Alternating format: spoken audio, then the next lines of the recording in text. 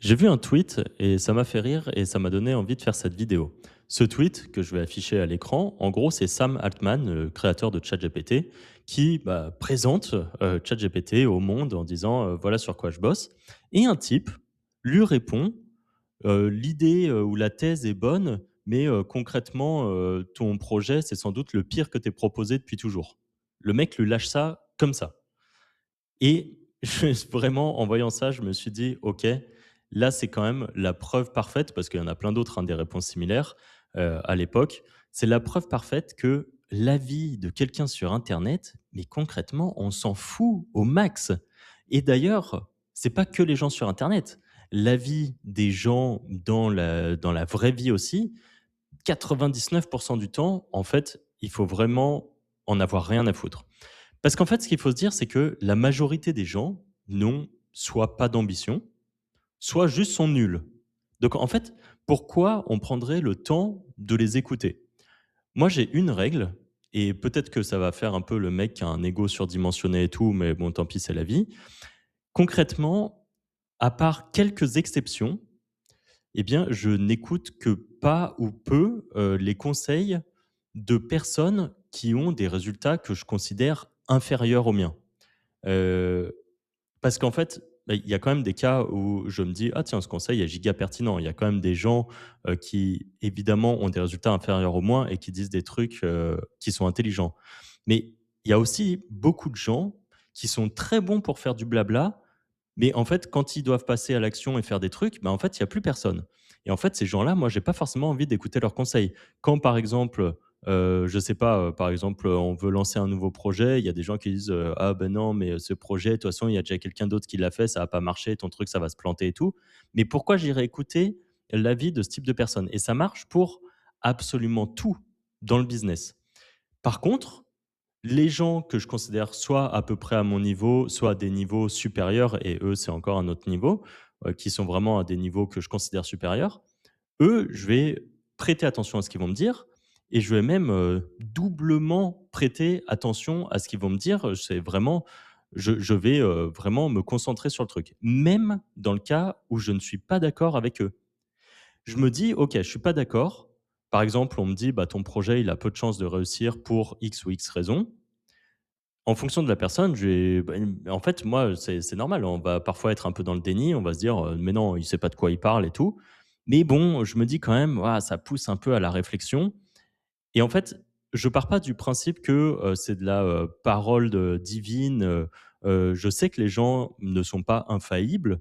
Je sais que des gens, même qui peuvent avoir des gros résultats dans la vie, peuvent très bien se planter. Ça a été le cas de plein de personnes, par exemple des patrons d'entreprise qui à la sortie d'internet ont dit, «Non mais internet ne marchera pas, on a déjà le Minitel, c'est génial».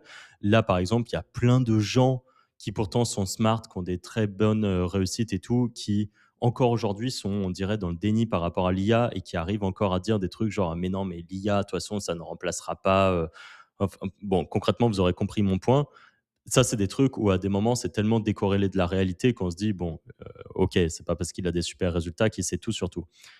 Mais globalement, le point à retenir, c'est ne faites pas et n'écoutez pas les avis d'absolument tout le monde. Et surtout, d'autant plus de gens random sur internet qui ont sans doute, pas de résultats, qui sont juste des gens qui ragent, en fait.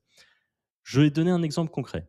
Imaginons que là, tu regardes, ma vidéo mes vidéos depuis un moment et tout, tu te dis: «OK, moi je veux tenter de me lancer en affiliation comme Franck en parle souvent». Donc tu prends la formation gratuite qui est en forme qui est dans la description et tu commences à l'appliquer. J'en profite pour, placer mon petit CTA ici. Si vous voulez découvrir comment, avec l'affiliation, vous pouvez faire de 0 à 1 000 € avec l'affiliation, découvrir, tout le nécessaire. Qu'est-ce que c'est une niche? Comment on se lance? Comment on peut faire nos premiers 0 à 1 000 €, hein, concrètement? Tout ça, c'est dans la formation gratuite avec le lien en description. Donc toi, imaginons que tu as pris, cette formation, que tu veux la lancer. Bon et puis tu es content, tu aimes bien ton truc et tout et puis tu en parles à un proche ou tu en parles à un collègue au boulot en disant: «Ah tiens, j'ai regardé des vidéos, du coup, je vais tenter de faire ça». Et là, dans 9 cas sur 10, hein, la personne va juste dire un truc, bateau, en disant, par exemple: «Non, mais les trucs comme ça sur internet, si ça marchait vraiment, ça se saurait». OK, mais en fait, ça, c'est le point de vue du collègue qui est parfois dans la boîte depuis 20 ans, que, peut-être les mots sont durs, mais qui est peut-être un peu un loser. Et en fait, juste cette phrase, il te fait douter et potentiellement il te fait abandonner. Alors que ce n'est qu'un type random qui ne fait rien de sa vie à part se lever le matin pour aller au travail, en fait. Est-ce que vraiment son avis vaut quelque chose? Je vous donne un exemple comme ça, des exemples comme ça, il y en a plein, en fait. Et ça peut être n'importe qui. Et parfois, ça peut être des proches qui nous apprécient et tout, et qui, bah, malheureusement, ne sont pas vraiment là pour nous aider. Donc, concrètement, c'est quand tu prends en gros l'avis de quelqu'un comme ça qui a pas vraiment d'ambition, bah, malheureusement ça peut complètement bloquer tes projets, quoi. Et il y a aussi un autre point que je regroupe un petit peu là-dedans qui sera la peur du regard des autres. Et en fait, ça, c'est quelque chose qui est, et ça se comprend, totalement. Par exemple, faire des vidéos comme je suis en train de faire, c'est parce que moi, au fil du temps, j'en ai plus rien à foutre. Mais je comprends que faire une première vidéo comme ça va être compliqué.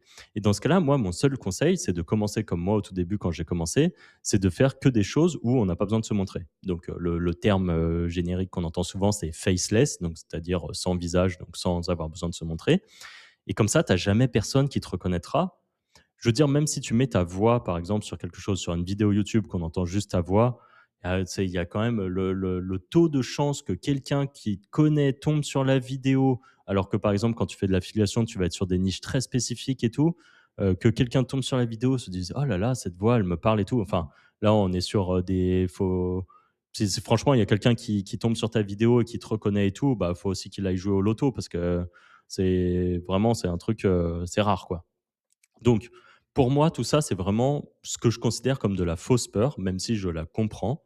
Et en fait, quand tu fais du faceless, ben, en fait, ça te permet de commencer ton business sans avoir besoin de te montrer, sans avoir, enfin, en ayant moins cette peur. Et du coup, là, en général, le seul truc qui fait qu'il y a ceux qui commencent et ceux qui commencent pas, c'est d'autres peurs. C'est juste, en fait, parfois de la procrastination ou la peur de vouloir lancer quelque chose, d'échouer. Bon, il y a plein de façons de voir le truc.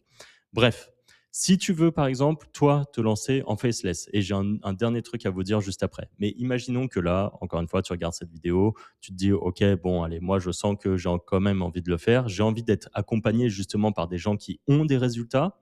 Eh bien, dans la description, tu as un lien pour ce qui s'appelle le système fantôme de la Wizard Academy.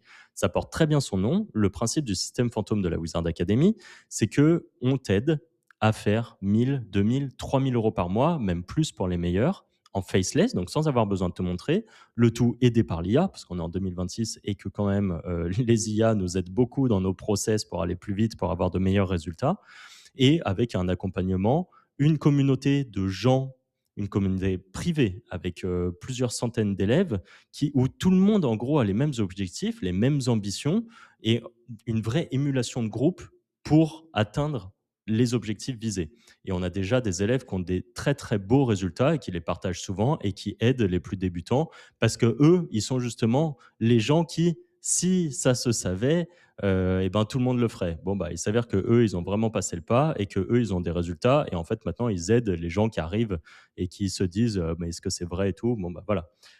Évidemment, il y a aussi nous, hein, les 3 wizards, cofondateurs de la Wizard Academy où on vous aide. On vous aide notamment à choisir votre niche, la bonne niche de marché où il y aura vraiment de l'argent à faire, comment bien propulser, comment avoir du trafic, comment avoir des clients, bref, tout ça. Le tout en faceless, du coup, sans avoir besoin de vous montrer. Dernier point que je voulais aborder dans cette vidéo, et c'est sans doute le point que je voudrais que là, en la regardant, tu retiennes, que tu retiennes vraiment dans ta tête. Si tu as des objectifs, si tu as des ambitions, des choses que tu veux faire, eh bien, donne-toi tous les moyens que tu as pour les atteindre. Et en fait, l'avis des autres, bah, franchement, tu t'en fous complètement. Il faut vraiment que, et c'est plus simple à dire qu'à faire, bien sûr, mais il faut réussir à faire abstraction totale, de ce que peuvent dire les gens parce qu'en fait, les gens ne savent pas de quoi ils parlent.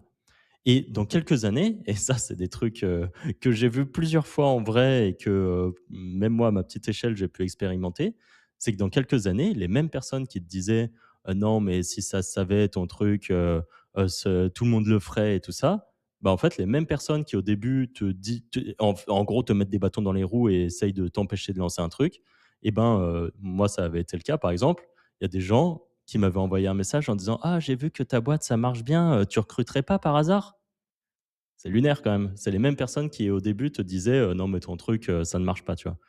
Donc voilà, dites-vous que ces personnes-là, soit elles viendront vous demander des conseils ou un job dans quelques années, mais bon, un job qui, on est à l'ère de l'IA, hein, donc il y a de fortes chances que ça soit plutôt les IA qui vous aident plutôt que des vrais êtres humains. Ou alors, bah, juste ils seront dans un coin en train de vous jalouser, peut-être comme votre collègue qui vous a dit que ça marcherait pas et pendant que vous, vous aurez peut-être quitté votre taf pour, vivre de votre business en ligne, hein, si vraiment vous avez des résultats qui fonctionnent bien et tout, il y a plein de «si». Mais peut-être que vous, ça sera le cas, mais en fait votre collègue, bah, il continuera à se lever le matin, prendre sa petite voiture pour aller à son petit boulot. Ça fait 20 ans qu'il fait le même taf et il est pas content et en fait, bah, il continue ça parce que pour lui tout est un mensonge et rien n'est vrai. Bref, la plupart des gens, n'accepteront jamais que le problème, il vient d'eux. Ils diront toujours que les autres ont de la chance ou je ne sais quoi. Bref, ne faites pas partie de ces gens-là.